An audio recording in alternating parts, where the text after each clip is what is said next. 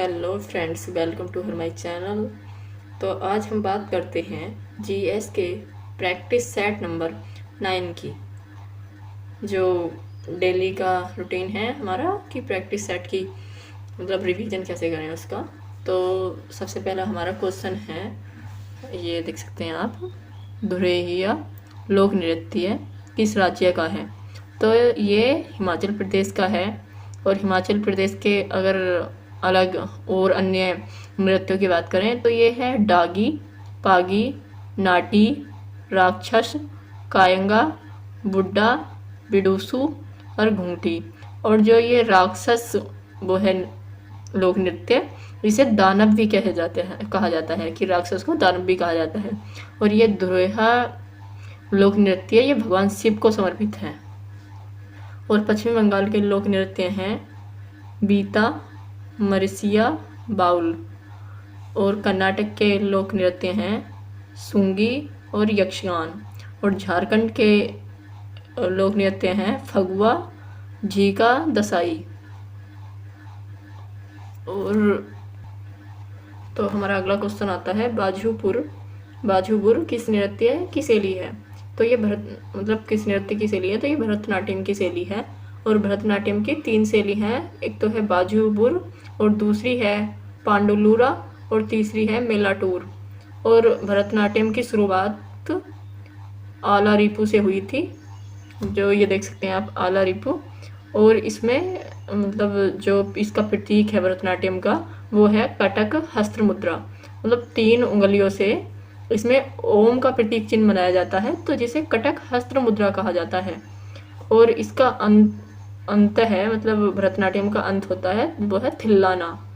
और इसमें वाद्य यंत्र जो यूज किया जाता है वो है मृदंगा, वीणा और बांसुरी। और इसके प्रमुख कलाकारों की बात करें हम तो ये है रुक्मणी देवी, लीला सेमसन, बैजंती माला और गायत्री गोविंद और कुमारी कमला। ये इसके प्रमुख जो कलाकार हैं वो हैं। और हमारा अगला क्वेश्चन आता है, किस व्यक्ति को ग्रैमी और ऑस्कर दोनों पुरस्कार प्राप्त हैं। तो ये है गुलजार को। इनका वास्तविक नाम है संपूर्ण सिंह कालरा। और ये एक क्वेश्चन और पूछा जाता है इनसे कि इनका संबंध किस से है। तो इनका संबंध, ये एक उर्दू कवि और एक एवं गीतकार हैं। और अगला क्वेश्चन आ जाता है हमारा 2023 में 58वां ज्ञानपीठ पुरस्कार रामचंद्र, इन्हें 2023 में 58वां ज्ञानपीठ पुरस्कार रामभद्राचार्य जी के साथ दिया गया था। और हम ज्ञानपीठ पुरस्कार की बात करें तो इसे स्थापित 1961 में किया गया था। और पहली बार जो दिया गया वो 1965 में प्रदान किया गया था। और ज्ञानपीठ पुरस्कार 22 भाषाओं के लिए दिया जाता है। और पहली बार ज्ञानपीठ पुरस्कार जी शंकर क्रूर को दिया गया था। और हिंदी में पहला सुमित्रानंद पंत को दिया गया था। और हिंदी में महिलाओं में पहला महादेवी वर्मा को दिया गया था, उनकी रचना यामा के लिए।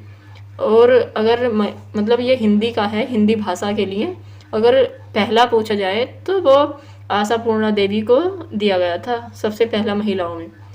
और सबसे पहला अंग्रेजी में किसे दिया गया था, तो ये अमिताभ घोष को दिया गया। और अमिताभ घोष को इनकी रचना सैड डोम लाइन के लिए दिया गया था।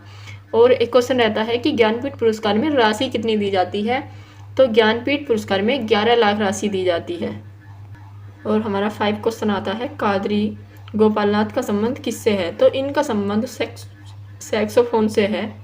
और सैक्सोफोन से जो अन्य वो हैं कलाकार, उनका कौन कौन है। तो ये है मनोहरी सिंह, अल्लाह रखा रहमान और अदनाम सामी, सर्जन ब्रुक्स। और हमारा अगला क्वेश्चन आता है कि हॉर्नबिल को अन्य किस नाम से जाना जाता है। तो हॉर्नबिल को फेस्टिवल के नाम से जाना जाता है, त्योहारों का त्योहार। और पहली बार हॉर्नबिल को कब मनाया गया था। तो ये पहली बार 2002 में इसे मनाया गया था। और हॉर्नबिल कहाँ का त्यौहार है, ये तो आप जानते ही होंगे, नहीं भी जानते हैं तो ये नागालैंड का त्यौहार है। और नागालैंड के अगर अन्य त्योहारों की बात कर ली जाए तो ये है मऊसा, सेकनई, ओलेगा, यमेस। और अगला क्वेश्चन आता है हमारा, भारत में शास्त्रीय भाषा का दर्जा प्राप्त करने वाली पहली भाषा कौन सी थी? तो ये तमिल थी और इसे 2004 में शास्त्रीय भाषा का दर्जा प्राप्त किया गया था। जैसे शास्त्रीय नृत्य हमारे 8 हैं और ऐसे ही हमारी शास्त्रीय भाषा 6 हैं। और अगर अन्य 6 मतलब अन्य 5 की बात कर ली जाए तो वो है 2000 संस्कृत, कन्नड़, तेलुगु, मलयालम, उड़ीसा। और इनकी बात करी जाए कि इन्हें कब कब जोड़ा गया था, तो संस्कृत को 2005 में शास्त्रीय भाषा का दर्जा दिया गया था, कन्नड़ और तेलुगु को 2008 में, मलयालम को 2013 में और उड़िया को 2014 में। इसे सबसे नई शास्त्रीय भाषा भी कहा जाता है कि ये सबसे बाद में जोड़ी गई है। और हमारे जो मूल संविधान में भाषा थी वो सिर्फ 14 भाषा थी और बाद में हमने 8 भाषाओं को और जोड़ा। और ये कब कब जोड़ा ये हम बात करते हैं। तो हमारी सबसे पहले जो जुड़ी थी वो सिंधी थी और सिंधी को हमने 21वें संविधान संशोधन अधिनियम में से 1967 में जोड़ा था। और फिर 71वें संविधान संशोधन 1992 में हमने नेपाली, मणिपुरी और कोकड़ी को जोड़ा था। और जो हमारी 4 भाषाएं बाद में जुड़ी हैं वो हैं बोडो, डोगरी, मैथिली, संथाली। ये 92वें संविधान संशोधन 2003 में जोड़ी गई थी। और हमारा अगला क्वेश्चन आता है, the truth, love and a little malice autobiography किसकी है? तो ये आत्मकथा है खुशवंत सिंह की। और इनकी अन्य अगर आत्मकथाओं की ये बुक्स की बात कर लें तो एक बुक आती है इनकी, ट्रेन टू पाकिस्तान। ये अधिकतर परीक्षाओं में पूछी जाती है एसएससी के एग्जाम में। और दूसरी आती है the company of A women. और तीसरी आती है द साउथ क्लब। और चौथी इनकी वो है 4th, दिल्ली ए नोवेल। और 5वीं आती है वी इंडियन। और अगले क्वेश्चन की बात करते हैं हम, मतलब अगले पॉइंट की, वो है चेतन भगत की बुक के बारे में। तो चेतन भगत की 2 बुक अक्सर पूछी जाती हैं कि कौन कौन सी है। तो एक है इनकी 5 पॉइंट संबन। ये इस बुक पे इनकी एक मूवी बनी है, 3 इडियट मूवी। वो इसी बुक से सारा उसका किरदार लिया गया है, इसी बुक के आधार पर वो बनाई गई है। और दूसरी बुक है इनकी 3 मिस्टेक्स ऑफ माई लाइफ। और अगला क्वेश्चन आ जाता है हमारा, राज्य के नीति के निर्देशक सिद्धांतों का गांधीवादी सिद्धांत है। और आपको पता ही होगा कि नीति के निर्देशक सिद्धांत भाग 4 में 36 से 51 तक दिए गए हैं हमारे। और हमने नीति के निर्देशक सिद्धांत आयरलैंड के संविधान से लिए हैं। तो इसमें आर्टिकल 40 में मतलब ये क्वेश्चन है, राज्य के नीति के निर्देशक सिद्धांतों का गांधीवादी सिद्धांत है, ये कौन से आर्टिकल को कहा जाता है? तो आर्टिकल 40 में ग्राम पंचायतों का गठन है। और फिर आता है हमारा 51A समक्लोज F। तो इसमें दिया गया है भारत की सक्षम सांस्कृतिक विरासत के बारे में। और फिर अगला आर्टिकल आता है हमारा 51 का A समक्लोज E। इसमें है धर्मों के बीच की बंधुता, मतलब धर्मों के बीच में कोई भी भेदभाव ना किया जाए। और फिर आता है हमारा 51A समक्लोज D। तो इसमें है देश सेवा आह्वान, कि जब भी देश को हमारी ज़रूरत पड़ेगी तो हम मतलब साथ रहें, खड़े हो जाएं। और इसमें फिर आता है हमारा समक्लोज C। इसमें है संप्रभुता, अखंडता और एकता। और है फिर 51A समक्लोज A में है राष्ट्रीय ध्वज, राष्ट्रीय गान, संविधान का पालन और कर्तव्यों का पालन करना। और फिर आ जाता है हमारा V। तो इसमें है राष्ट्रीय में उच्च आदर्शों का पालन करना। और अगला क्वेश्चन पे आते हैं हम, किसी समिति ने मौलिक कर्तव्यों का पालन न करने पर जुर्माना या सजा का प्रस्ताव रखा है। तो यह है सरदार स्वर्ण सिंह समिति। और ये समिति कब आई थी, कब इसकी स्थापना हुई थी? तो ये 1976 में इसकी स्थापना की गई थी। और अगला क्वेश्चन आता है हमारा, भरहुत स्तूप जातक कथाओं और कहानियों का चित्रण करते हैं, ये किस राज्य में है? तो ये मध्य प्रदेश में है। और जातक कथाओं के बारे में हम बात कर लेते हैं। ये हैं जातक कथाएं। तो बुद्ध के जन्म से पूर्व की कहानियाँ हैं जो जातक कथा में हैं, और इनकी कुल संख्या 549 है।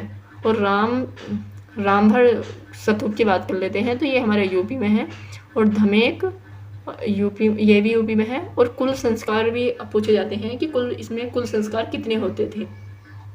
तो इसमें 16 संस्कार होते थे, जैसे विवाह, बच्चे के मुंडन पे, नामकरण के, मतलब ये कुल मिला के 14 संस्कार होते थे इसमें।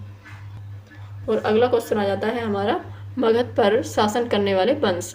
तो ये कुल 4 वंश थे। पहला वंश था हर्यक वंश, और इसकी स्थापना की बात करें कि हर्यक वंश की स्थापना किसने की थी, तो ये बिंबिसार ने की थी।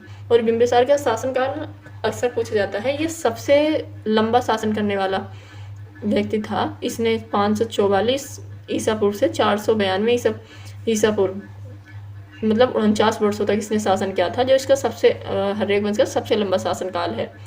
इसमें भारत का सबसे लंबा शासनकाल क्या था। और दूसरा वंश आता है हमारा शिशुनाग वंश, और इसके संस्थापक शिशुनाग ही थे। और थर्ड हमारा वो वंश आता है नंद वंश, तो इसका जो संस्थापक थे वो है महापद्म नंद। और फोर्थ हमारा शासनकाल आता है मौर्य वंश, जिसके संस्थापक थे चंद्रगुप्त मौर्य। और अगला पॉइंट आता है हमारा, हर्यक वंश का अंतिम शासक कौन था, तो इसका नागदशक था। इस वंश को पितृहंता वंश भी कहा जाता है कि इसने अपने पिता की हत्या करने वाले थे, पितृहंसा का मतलब। और अगला पॉइंट आता है हमारा, नंद वंश का अंतिम शासक कौन था, तो नंद वंश का अंतिम शासक जो था वो घनानंद था। इसके समय में सिकंदर का आक्रमण हुआ था। और अगला क्वेश्चन आता है हमारा, रावी, चिन्नाब और झेलम किसकी सहायक नदी हैं, तो ये सिंधु की सहायक नदी हैं। और अक्सर पूछ लेता है, और अक्सर पूछा भी जाता है कि रावी, चिन्नाब, झेलम मतलब सिंधु की सहायक नदी, मतलब सिंधु का उद्गम जो है वो कहाँ से होता है, तो ये मानसरोवर झील से होता है, तिब्बत से। और अगला क्वेश्चन आता है हमारा, टीला, सेती और बैरी किस नदी की सहायक नदियाँ हैं, तो ये घग्गर की सहायक नदी हैं। घग्गर गंगा की सहायक नदी है। और भगीरथी नदी की प्रमुख सहायक नदियाँ कौन सी हैं, तो ये है भीलांगा।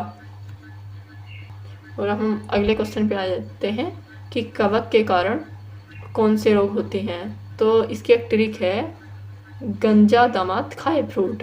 तो गा से आ जाता है गंजापन, और दा से आ जाता है दमा, और दा से आ जाता है दाद, और खाए से आ जाता है खाज, और फ्रूट से आता है एलिफेंट फ्रूट, मतलब इसमें ये पैरों का रोग होता है, इसमें पैर सूज जाते हैं। और एक पॉइंट और है कि कोविड-19 मतलब किसके वजह से फैला है, तो ये वायरस की वजह से है। और हमारा अगला क्वेश्चन है, विषाणु जनित रोग कौन कौन से हैं, तो सबसे पहले तो जो मेन वो है चिकन पॉक्स। और फिर आ जाता है विषाणु से संबंधित रोग, रेबीज, मेनिंजाइटिस, खसरा, छोटी माता, पोलिया, एड्स, चेचक, गला शोध, मतलब इसमें गला घुटन भी होता है, गला घुटन से गला घोट भी बोलते हैं, डेंगू, ट्रोकोमा, ये ट्रोकोमा जो रोग है ये आँख का रोग है, और हेपीज और इन्फ्लुएंजा। और अगला क्वेश्चन पे बात करते हैं हम, CBSE का नया अध्यक्ष किसे नियुक्त किया गया है, तो ये है राहुल सिंह को नियुक्त किया गया है, और इसकी स्थापना 1929 को की गई थी। और CBSE की कभी कभी फुल फॉर्म और पूछ लेता है, तो इसकी फुल फॉर्म है central board for secondary education. और NCERT की फुल फॉर्म क्या है, ये क्वेश्चन भी अक्सर पूछा जाता है। तो NCERT की फुल फॉर्म है national council for education research and training. और NCERT की स्थापना 1961 में की गई थी, और NCERT के प्रबंधक हैं दिनेश प्रसाद सकलानी।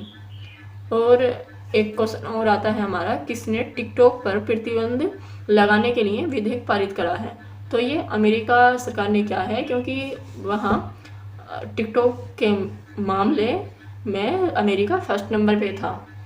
तो आई होप कि आपको वीडियो पसंद आई हो। अगर पसंद आई हो तो एक बार कमेंट्स में कमेंट बॉक्स में ज़रूर बताना।